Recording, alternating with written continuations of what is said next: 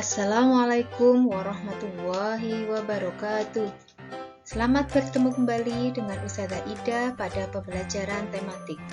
Kali ini kita akan belajar tema 2, persatuan dalam perbedaan, subtema yang kedua, bekerja sama mencapai tujuan, pembelajaran 1 dan 2.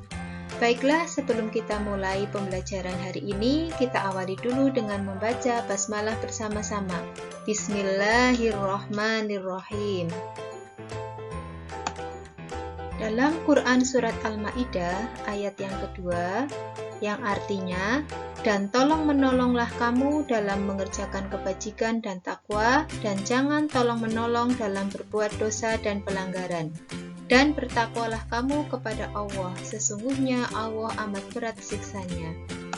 Muatan pelajaran dan materi hari ini: 1.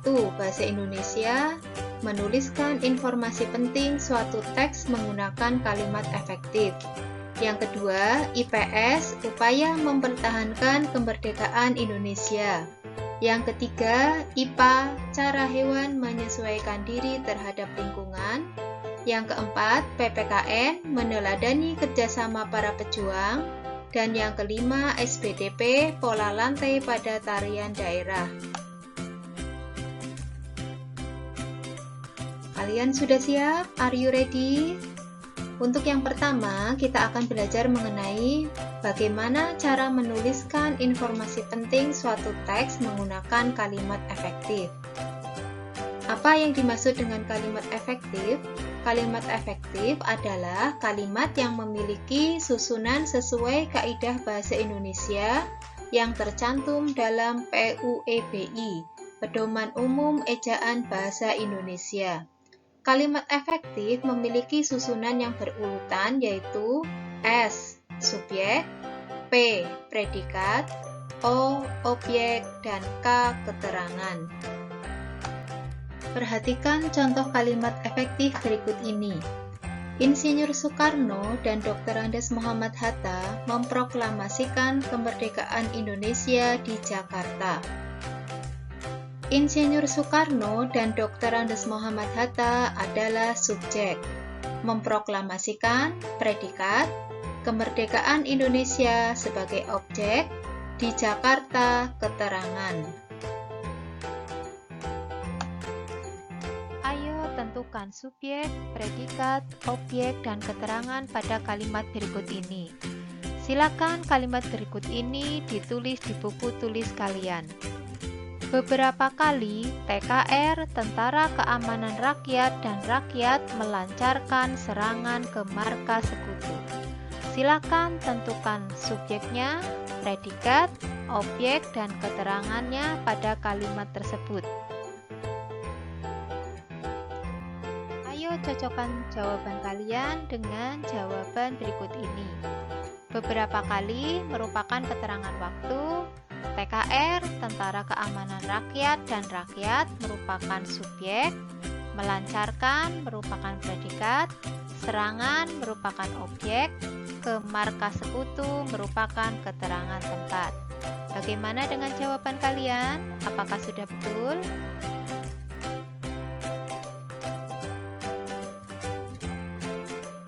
Apakah kalian sudah membaca teks pertempuran di Surabaya sebagai upaya mempertahankan kemerdekaan Indonesia? Bagaimana cara atau upaya mempertahankan kemerdekaan Indonesia? Baiklah, kita akan pelajari bersama-sama. Setelah kemerdekaan Indonesia diproklamasikan, bangsa asing datang kembali untuk menguasai Indonesia. Perjuangan pun berlanjut dengan tujuan untuk mempertahankan kemerdekaan Indonesia. Perjuangan tidak lagi bersifat kedaerahan, melainkan bersifat nasional. Untuk mempertahankan kemerdekaan Indonesia, terjadi beberapa pertempuran di kota-kota di Indonesia. Pertempuran-pertempuran yang dilakukan sebagai upaya mempertahankan kemerdekaan Indonesia diantaranya ada pertempuran Medan Area di kota Medan, Sumatera Utara, kemudian pertempuran Ambarawa di kota Semarang, Jawa Tengah, dan Pertempuran Bandung Lautan Api di Kota Bandung, Jawa Barat.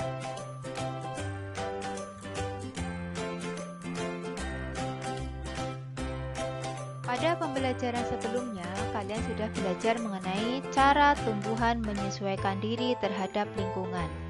Kali ini kita akan belajar bagaimana cara hewan menyesuaikan diri terhadap lingkungan. Tujuan penyesuaian diri pada hewan adalah 1. Untuk memenuhi kebutuhan hidup, misalnya air dan makanan. Yang kedua, mengatasi kondisi lingkungan yang ekstrim, misalnya lingkungan yang sangat panas, dingin, atau kering. Yang ketiga, melindungi diri dari pemangsa. Yang pertama, penyesuaian struktur gigi terhadap jenis makanan. Hewan karnivor mempunyai ciri-ciri gigi taring yang sangat tajam. Contohnya, buaya, kucing, harimau, ikan hiu. Gigi ini berfungsi untuk memakan mangsanya. Yang kedua, hewan herbivor mempunyai ciri-ciri gigi seri dan geraham. Contohnya pada sapi, kuda, dan kambing. Kemudian yang ketiga, hewan omnivor mempunyai ciri-ciri gigi seri, gigi taring, dan gigi geraham. Contohnya tikus dan kera. Penyesuaian struktur gigi terhadap jenis makanan, contohnya pada hewan karnivor atau pemakan daging. Buaya memiliki struktur gigi taring yang sangat tajam untuk memudahkan dalam memakan daging. Yang kedua, penyesuaian bentuk paruh terhadap jenis makanan. Contohnya burung pemakan daging mempunyai paruh yang kokoh, runcing, dan tajam, serta agak melengkung. Contohnya pada burung elang. Kemudian burung pemakan madu atau nektar mempunyai paruh yang kecil dan melengkung. Contohnya pada burung kolibri. Burung pemakan ikan mempunyai paruh yang panjang dan berkantong. Contohnya burung pelikan. Untuk burung pemakan biji mempunyai paruh yang pendek, tebal, dan runcing. Contohnya pada burung pipit. Kemudian burung pemakan serangga mempunyai paruh yang runcing dan agak panjang. Contohnya pada burung pelatuk. Pada bebek memiliki paruh pemakan cacing yang berbentuk lebar dan memiliki struktur seperti sisir di bagian pangkalnya yang berguna untuk menahan makanan yang licin agar tidak lepas dan menyaring makanan dari lumpur.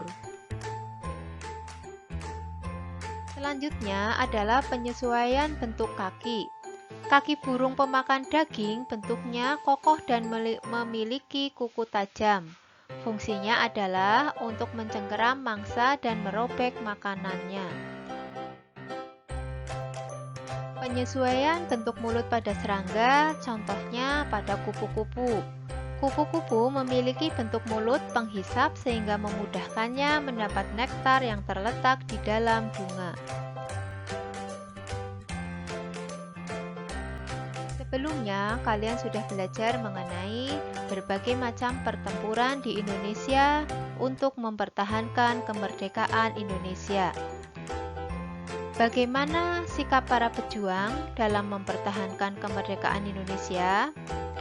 Ayo kita pelajari bersama-sama. Meneladani kerjasama para pejuang sebagai bentuk penerapan nilai persatuan dan kesatuan. Kita juga perlu menerapkan nilai persatuan dan kesatuan dalam kehidupan sehari-hari. Dengan bersatu akan tercapai kehidupan yang damai, aman, nyaman, dan tentram.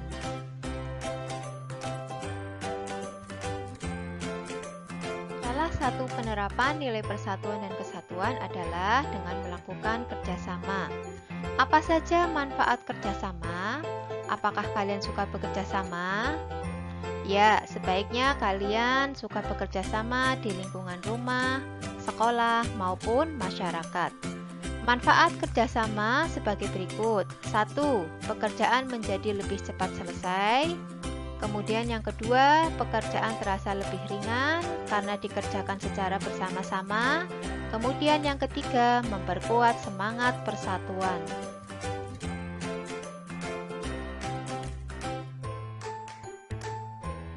Bekerja sama dapat diterapkan di lingkungan rumah maupun di lingkungan sekolah. Contohnya, ketika di lingkungan sekolah, kalian bisa bekerja sama dengan teman kalian untuk memperagakan suatu tarian daerah. Jika kalian bekerja secara bersama-sama dengan teman-teman kalian, maka tarian tersebut akan diperagakan secara selaras sehingga tarian tampak indah. Pola lantai pada tarian daerah. Gerakan dalam tarian daerah harus diperagakan secara selaras agar tarian tampak indah. Penari biasanya berpindah-pindah tempat atau berubah posisi melalui suatu gerakan. Perpindahan tempat tersebut mengikuti sebuah formasi yang disebut pola lantai. Dengan adanya pola lantai, tarian akan tampak lebih indah dan bervariasi gerakannya. Kalian sudah siap untuk memperagakan pola lantai pada tarian daerah? Alhamdulillah, pembelajaran kali ini telah selesai. Semoga bisa bermanfaat. Kerjakan tugas lainnya di Google Classroom kelas 6. Alhamdulillah, pembelajaran hari ini telah selesai. Sampai bertemu kembali pada pembelajaran berikutnya. Kita akhiri dengan membaca hamdalah bersama-sama. Alhamdulillahirabbil alamin. Wassalamualaikum warahmatullahi wabarakatuh.